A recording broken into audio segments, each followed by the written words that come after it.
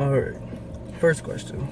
Ready? Oh, no, we get the introduction. The introduction. What's going on, YouTube? Welcome to Steel City Muscle. It's your boy, Big Lou. I'm here with my man, Jake. What's up? I want to introduce him. He's going to be my #1 ace man, representing the brand. He's the guy behind the scenes that always does the crazy workouts for me that, with me that you guys may question whether I do or not. But he's a testament to, we just left the gym, to the crazy circuit training today.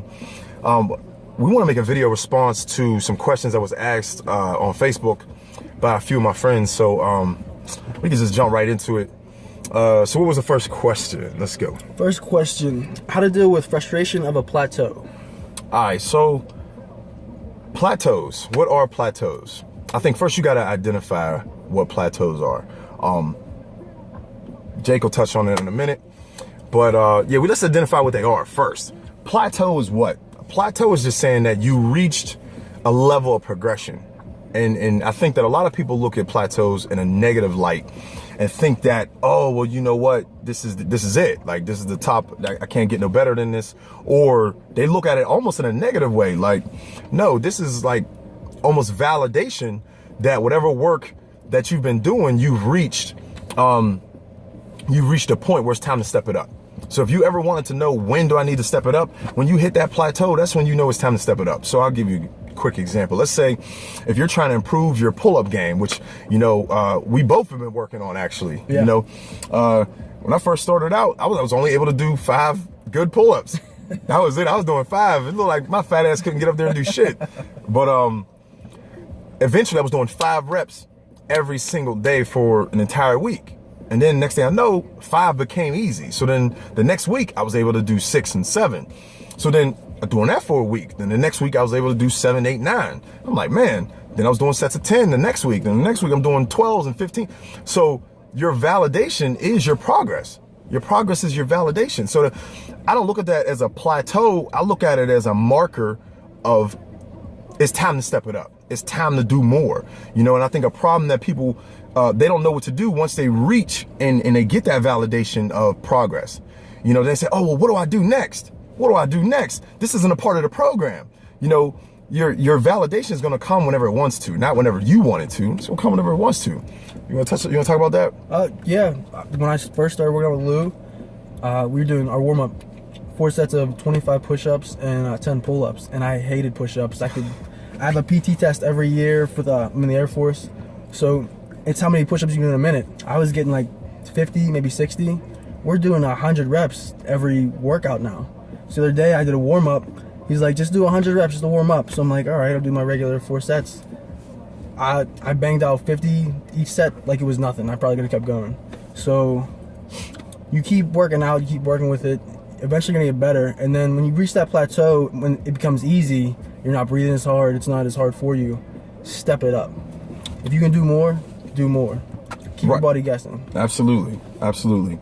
And I think that too, it eliminates other questions that you might have later on. A lot of people just ask, when do you change your workout? When do you need to switch it up? When do you need to do this? Well, there's your validation. Your plateau is your validation that you need to do something else. So that's a great question. So I want you to view a plateau as a positive marker of reaching progress and validation that, hey, it's time to switch it up. So that's all it is. All right, what we got next? Let's see. Next question. How to stay disciplined on your diet and not letting your cravings get the best of you? Okay. Great question. I've touched base on this before in previous videos, but diet is what you eat. That's the raw definition of diet if you look it up in the dictionary. It's what you eat. You have poor diets, you have good diets. But if you're a person who's making a life change and you say, hey, you know what, I've never really had a healthy diet, I'm switching over, first, slow transition is key. That's number 1. I always tell people you got to go through a conversion phase where you take the types of foods that you like and eat healthy versions of them. I'll give you a good example. Like a lot of people love pizza. They love burgers. There is healthy ways to eat burgers. There's healthy ways to eat pizza. You go get a pizza and you can go get gluten-free, whole grain crust with more organic cheeses and more organic toppings. That's going to be healthier for you, and bake it in a fashion that's not slopped with grease. Same with a burger. Get some grass-fed beef, real good lettuce, real good, gluten-free or whole grain bun, something like that. That's a healthier version. So go through that phase first. But when you're dealing with the things that tempt you, like the chocolates, the cheesecake and all that crap that people want, and the McDonald's and all that shit, you have to reflect back on the time when you were in the mirror analyzing your progress. That's what you got to do. And how did you think? What did you feel when you looked in the mirror? You made that decision that you want to progress. Whether it's, I want to develop my abs now. My shoulders look good, but I want to develop my abs now. There's no way you're going to reach that goal if you don't say no to that cheesecake if you want some abs. So every time you go out and you look at that cheesecake, you need to say, yo, I'm not getting abs eating cheesecake. So you got to be able to say no. So every time you see something, you're faced with temptation, you need to be able to analyze and go back to that time when you said, hey, you know what? This is what I looked in the mirror and said I wanted. If the answer is no, that what you're looking at won't help you get there, then the answer is no, you can't eat it. That's just point blank, is no.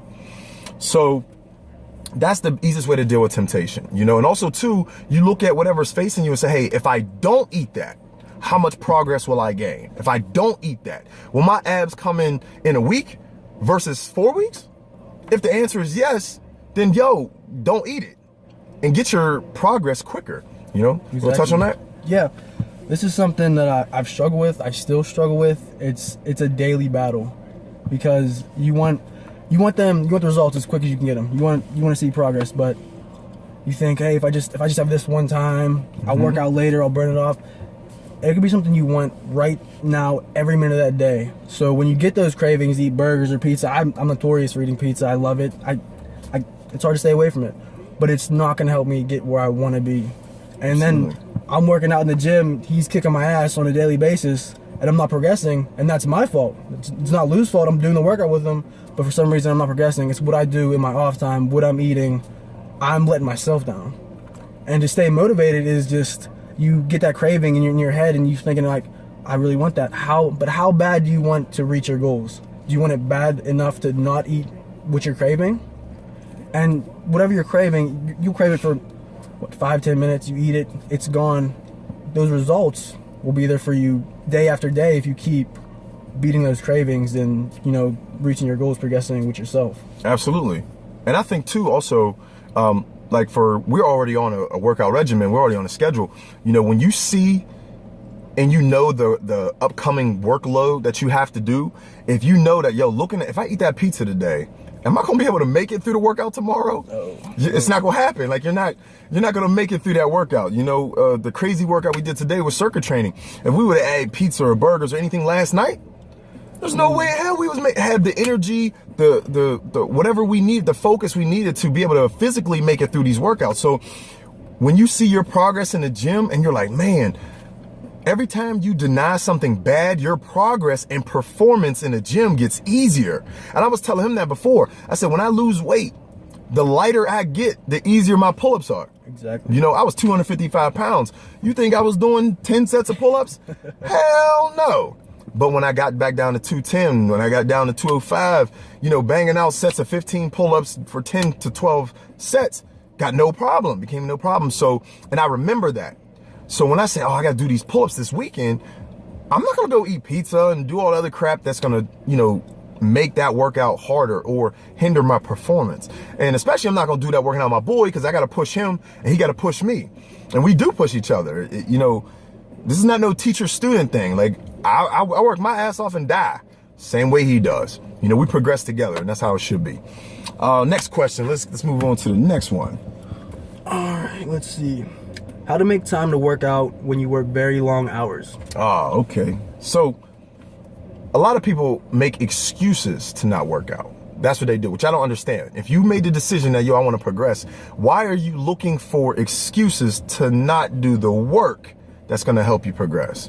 I don't get that. Now, I'm a father. I work a full-time job and a side job on the weekends.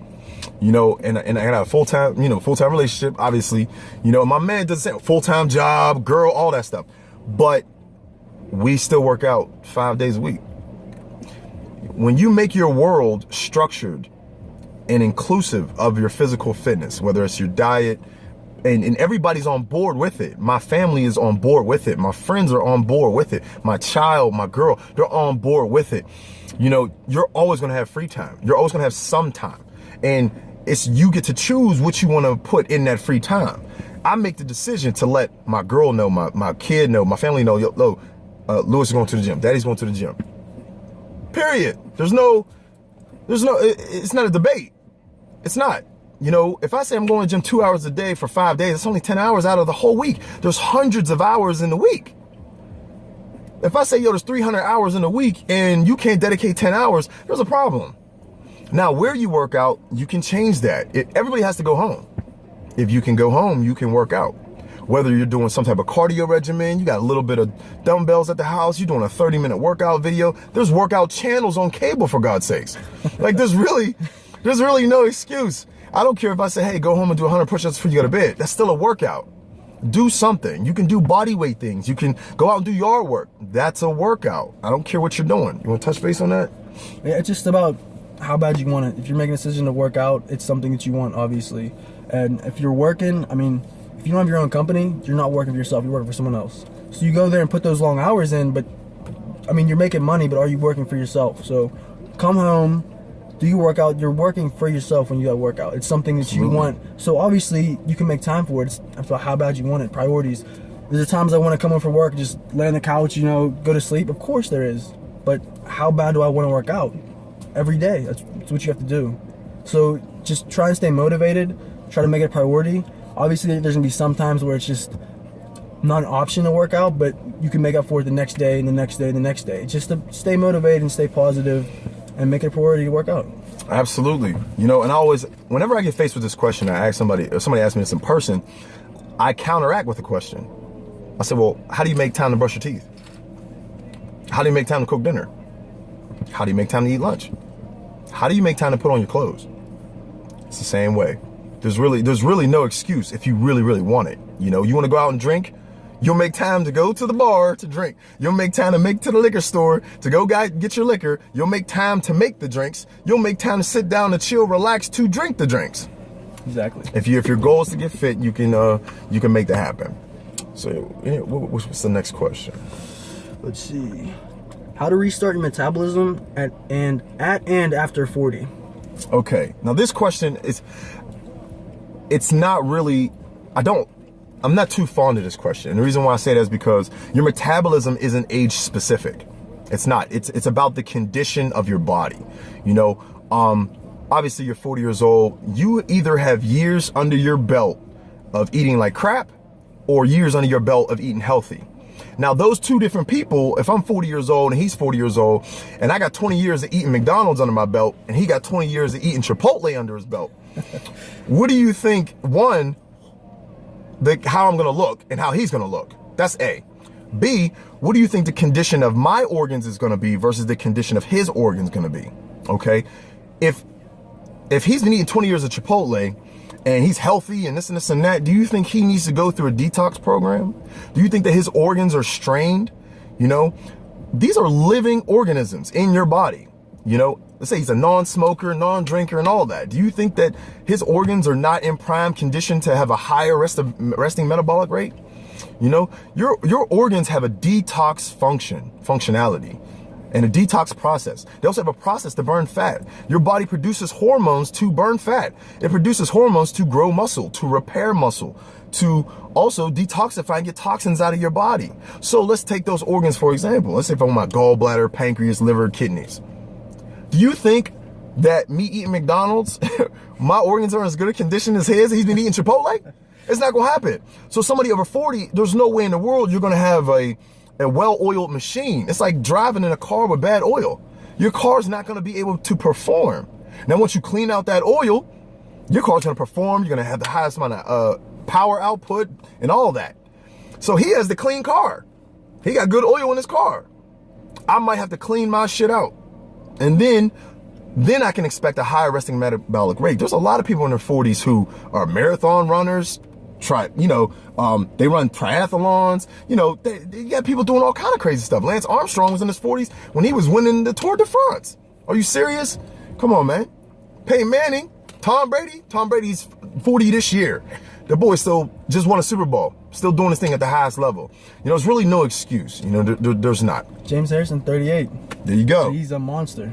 Absolutely. You see what I'm saying? But you gotta see what he's doing on, like, besides working out, he takes care of his body. You take care of your body, it's gonna take care of you. There should be no reason that you can't do what you do. Just take care of it. That's really all I can say. Absolutely, absolutely.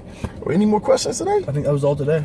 All right, man. Hey, look, man. Well, we hope that we answered everybody's questions. You know, follow our page. We got an Instagram, 412 Still City Muscle. YouTube channel, 412 Still City Muscle. The website, 412stillcitymuscle.com. We're gonna start putting some more workout shit up, especially on Instagram. I don't want people to, you know, I really don't care, but I don't want people to think that, yo, we don't do the shit that we post. You know, everything that I post, every workout that I've said I've done, we do that because I post it after I complete it. I don't post it before. We're gonna start putting more workouts on the website as well. You're gonna see more of my man Jake. We're gonna make more videos, more clips. Email us at 412stillcitymuscle.com for more questions. We're going to be on Facebook, Facebook Live as well. Still City Muscle is the page on Facebook. And that's about it, man. That's all we got to say. We're going to enjoy the rest of this Saturday. Chill out. Like I said, hit us up if you got any questions. Leave comments below. Subscribe. Peace. Peace.